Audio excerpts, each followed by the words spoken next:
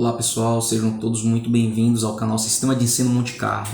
Esse canal que é feito para você que pensa diferente, né? Hoje mais uma aula para o nosso módulo de História, onde vamos falar sobre a crise econômica de 1929. Estamos naquele momento pós-Primeira Guerra Mundial, em que a Rússia está se restabelecendo com a aplicação do socialismo, onde os países europeus estão se reconstruindo, né, após a Primeira Guerra Mundial, onde eles temem o socialismo. É aquele cenário em que os Estados Unidos se tornaram potência mundial. Então, é sobre esse gancho que nós iniciamos a aula de hoje.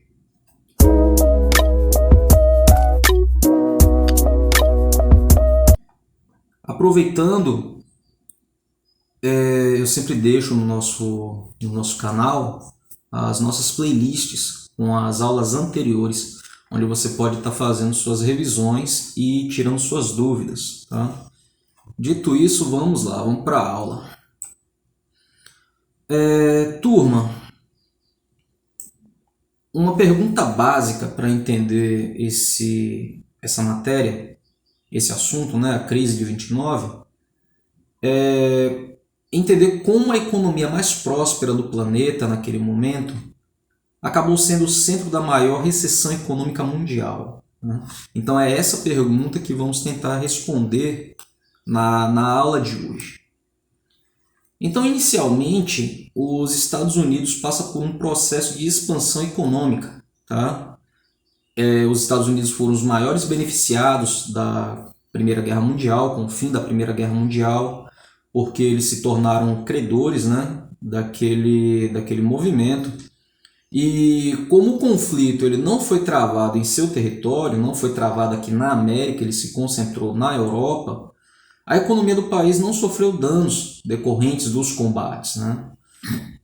Além disso, a guerra destruiu grande parte do potencial industrial da Europa, permitindo que os Estados Unidos se tornassem o principal exportador de mercadorias do planeta. Os Estados Unidos sozinhos eles eram responsáveis por 30% de toda a produção mundial. Então eles são credores do final da Primeira Guerra, são fornecedores de matéria-prima, são fornecedores de produtos industrializados. Então isso aí vai alavancar a economia interna dos Estados Unidos. Só que diante de toda essa euforia de crescimento, será uma porta que vai se abrir para a crise, né? Ao contrário dos Estados Unidos, a Europa saiu da guerra economicamente abalada, né?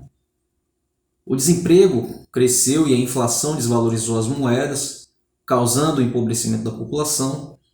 E interessados em recuperar as suas economias, os países da Europa adotaram medidas que estimulavam a indústria e tentavam proteger o seu mercado, restringindo as importações. Então a Europa ela adota uma política de produzir para consumo interno, uma tentativa de exportar o seu excedente e não comprar produtos importados, né? Então, de cara, os Estados Unidos, como representante de 30% de mercadoria voltada para a exportação, eles deixariam de vender para a Europa. A esse problema de caráter externo se somavam internamente os baixos salários dos trabalhadores norte-americanos, a queda dos preços dos produtos agropecuários e a combinação entre as restrições adotadas pelos importadores, no caso os europeus, e a queda de poder de compra do consumidor interno provocou problemas de superprodução nos Estados Unidos, que tinham a maior produção industrial do mundo, tá? Então, observe que é um efeito de consequência em cadeia. Eles estão produzindo muito, isso daí faz cair o preço da mão de obra, isso faz cair o preço de aquisição de matéria-prima, porque eles estão produzindo demais, eles estão criando um excedente muito grande e vão perder mercado de venda. E a partir de 1925, o crescimento econômico norte-americano começou a regredir. O governo e os bancos ofereciam muito crédito para tentar estimular a produção e elevar o consumo, o que reforçou a especulação na bolsa de valores. E a bolsa de valores, ela vai ser um dos principais vilões e um dos principais causadores da crise de 29. Porque, como ele já não tem mercado internacional para venda, na tentativa de esquentar a economia interna, ela vai trabalhar em cima de crédito para estimular que a população consuma aquilo que está de excedente na produção industrial. E a bolsa de valores, ela funciona como um atrativo para investidores. Quando uma empresa ela está supervalorizada, então ela coloca ações que são documentos que representam o patrimônio dessa empresa, onde a pessoa investindo ela se torna também dona de pedaços dessa empresa e passa a ter assim participação em lucro. Tá? E para atrair investidores, uma empresa coloca ações à venda na bolsa de valores, onde é o local onde esses ativos eles são negociados, que são documentos que representam a propriedade de uma parte do patrimônio de determinada empresa. E numa situação ideal, se a empresa tiver lucro, o preço das ações ela sobe, beneficiando assim os investidores que são os acionistas. Caso o lucro da empresa diminua, o preço das ações cai, prejudicando os investidores, e para reduzir o prejuízo, os acionistas procuram vender suas ações antes que os preços caiam demais. É uma regra que tem na Bolsa de Valores que se diz comprar na baixa e vender na alta. E nesse cenário aqui, da década de 20, estava acontecendo o contrário. Operações desse tipo na Bolsa de Valores, eles são normais. Porém, na década de 20, com a economia superaquecida e a ausência de regulamentação governamental, investimentos feitos nos setores de produção, que são os que mais geram empregos, passaram a ser transferidos em massa para as aplicações da Bolsa de Valores, que parecia ser o caminho mais rápido para o enriquecimento. Isso significa que as pessoas estavam deixando de abrir novas empresas e passaram a investir em empresas que já existiam. Tá? Então, por conta dessa euforia econômica, da alta produção, isso está se valorizando as empresas.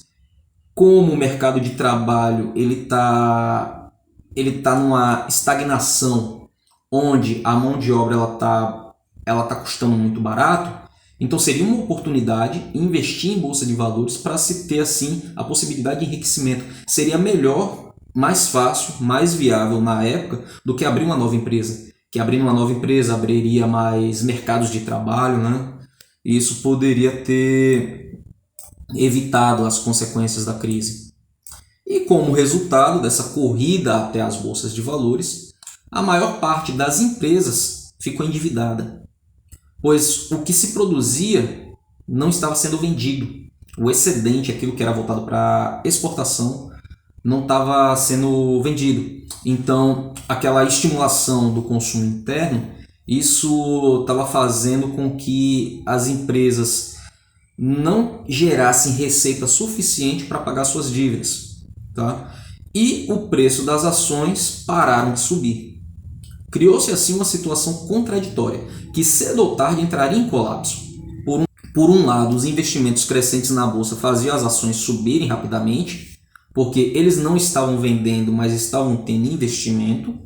E por outro lado, muitas empresas que essas ações representavam, elas estavam à beira da falência. Tá? A quebra da Bolsa de Valores ocorreu em outubro de 29, quando uma corrida dos acionistas para vender suas ações provocou a queda acelerada do preço delas e a falência dos investidores, né? Já que eles estavam perdendo dinheiro, eles estavam observando a queda das empresas, então eles correram para tentar salvar aquilo que dava. E, consequentemente, o mercado especulativo da Bolsa entendeu que estava tendo uma desvalorização, isso a ritmo acelerado. E após a quebra da Bolsa, eles não tinham como pagar os empréstimos, porque muitos investidores estavam pegando dinheiro emprestado nos bancos. E com isso, muitos dos correntistas não tiveram seus depósitos garantidos pelos bancos. E o que provocou uma quebra do sistema bancário norte-americano.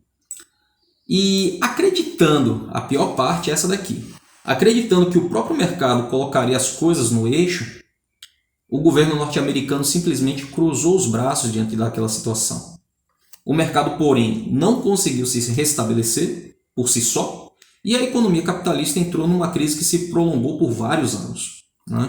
Então, quebra da Bolsa de Valores, o capital a fruto de empréstimo, desvalorização da Bolsa, os empréstimos não são pagos, então colapsou ao mesmo tempo a Bolsa de Valores, o sistema bancário e o próprio trabalhador, o próprio investidor, né? Que eram a maioria dos investidores da Bolsa eram trabalhadores.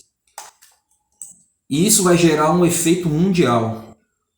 Primeiro na Europa, os países da Europa Ocidental foram os que mais sentiram os efeitos da crise. Os Estados Unidos não só cortaram os empréstimos que fazia algum desses países, como também cobraram as dívidas contraídas por eles, prejudicando ainda mais a sua economia que já estava fragilizada. A União Soviética não havia bolsa de valores e nem capital especulativo, um problema a menos. Além disso, o país havia sido isolado pelas próprias economias capitalistas, temendo a expansão mundial do socialismo. E durante a crise capitalista, esse isolamento, de certa forma, preservou a União Soviética e poupou ela dos resultados mais terríveis da depressão econômica. Então as coisas poderiam ter sido bem pior para a União Soviética. Nos Estados Unidos, os trabalhadores foram os que mais se sentiram prejudicados, foram os que mais sentiram os efeitos da crise. Em 3 anos, a população de desempregados saltou de 400 mil para 14 milhões, os quais, sem poder contar com um sistema de previdência social, eles foram lançados à miséria. E aí surge o presidente Roosevelt e a sua política, o seu plano do New Deal, o novo acordo, né? Um acordo que envolveria o setor financeiro, que envolveria o setor econômico, que envolveria o setor de produção, envolveria a classe alta da sociedade, e isso tudo para tentar tirar da crise a população trabalhadora. Né? E a base desse programa era o abandono do liberalismo e a adoção de uma política de intervenção direta do Estado na condução da economia, como faziam os soviéticos. Então era copiar aquilo que estava se fazendo na União Soviética para tentar controlar o avanço da crise. Copiar aquilo que já está dando certo. Mas sem suprimir a propriedade privada. Essa medida foi vista como a única saída para combater a especulação e os efeitos desastrosos da política de livre mercado adotada até então. Eram medidas de intervenção, centradas na recuperação econômica e o avanço do bem-estar social, com aprovação de greves, liberdade sindical e de uma legislação de seguridade social. Então, é um plano econômico que vai tentar supervalorizar a classe trabalhadora, aqueles que estavam lançados na miséria, porque em um governo democrata eles precisam de eleitores para poder legitimar a campanha política, E a sua maior base eleitoral eram justamente os trabalhadores. Tá? Então seria o que salvaria os Estados Unidos. E a recuperação econômica ela foi financiada com dinheiro público. Tá? Mas esse dinheiro público ele foi obtido com aumento de impostos. A taxação dos mais ricos foi o mecanismo escolhido pelo governo para garantir a distribuição de renda e financiar a recuperação econômica do país. Então, se a população não tinha dinheiro nem para comer, e um governo que vivia de arrecadação, então alguém ia ter que financiar todo esse projeto. Não precisa de muito esforço para saber quem foi o mais prestigiado, né, por esse New Deal e quem não ficou nada satisfeito com ele, né? E aí, com base nisso, já para finalizar a aula, agora conseguimos responder a pergunta do início do vídeo, né, do início da aula. De que forma a economia mais próspera do planeta ela acabou sendo o centro da maior recessão econômica mundial. Então isso tudo ocorreu por conta da quebra da Bolsa de Valores, em primeiro plano, a quebra do sistema bancário, por consequência, e o desemprego que fizeram colapsar o sistema econômico.